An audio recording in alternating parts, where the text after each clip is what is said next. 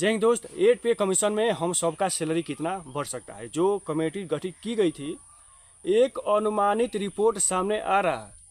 जब ये complete report आएगा तो लगभग वही रहेगा, क्योंकि जब सामने ये बात चर्चाएं हो रही हैं तो समझिए कि लगभग वही है।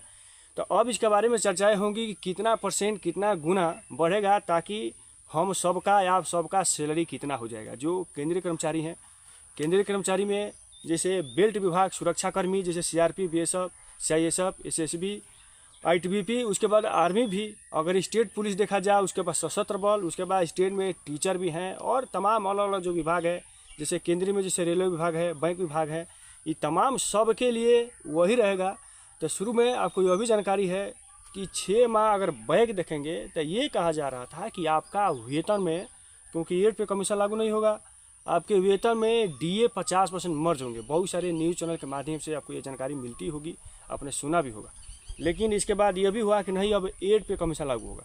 तो 8 पे कमीशन शुरुआती में बहुत सारे लोग अनुमान लगा रहे थे कि जैसे 7 पे कमीशन लगा था 2016 में, तो ये उसमें ये था कि आपका जो ग्रेड पे था प्लस बेसिक दोनों को जोड़ दिया गया। इसके बाद आपको 2.57 गुना ज़्यादा बढ़ा दिया गया। तो लगभग वही अनुमानित लगाया जा रहा था। इस बात को कह रहे थे कि नहीं, आपका 2.86 गुना ज़्यादा वेतन हो जाएगा।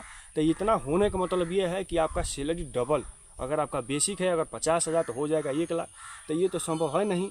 लेकिन फिर ये अनुमान ये भी लगाया जा रहा था शुरू में कि नहीं, आपका जो मिनिमम रहेगा ये रहेगा 1.92 गुना।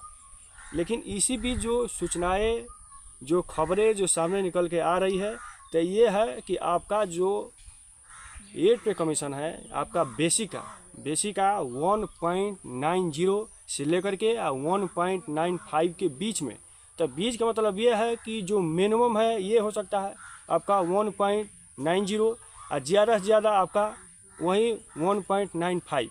अगर बीच में देखा जाए तो वही स्पष्ट वही बात सामने निकल के आ गई, जो 6 महीना जो पहले बात चल रही थी कि आपका 1.92 गुना के आधार पर बनाया जाएगा। इसके हिसाब से बहुत सारा वीडियो हम बनाए भी हैं।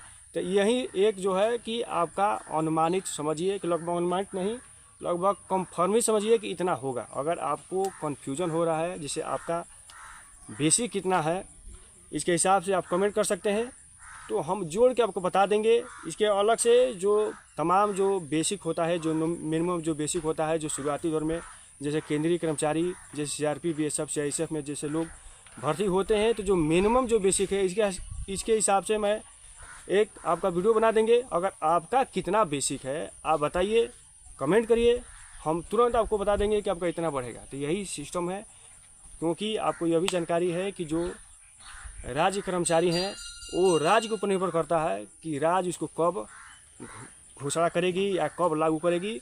लेकिन उसका एरियर आपको 1 जनवरी 2026 से ही मिलेगा। लेकिन जब केंद्र में लागू होगा तो केंद्र में यह भी स्पष्ट हो नहीं है कि आपको 1 जनवरी 2026 को लग जाएगा, 1-2 महीना बाद भी लगेगा। लेकिन जैसे डीए लगता है, तो डीए लगता है कि चलो भाई जुलाई में और उसके बाद जनवरी में लगता है, तो उसी प्रकार यह भी है कि 2 महीना बाद भी लगेगा। लेकिन ये रहेगा कि 1 जनवरी 2026 से ही लगेगा।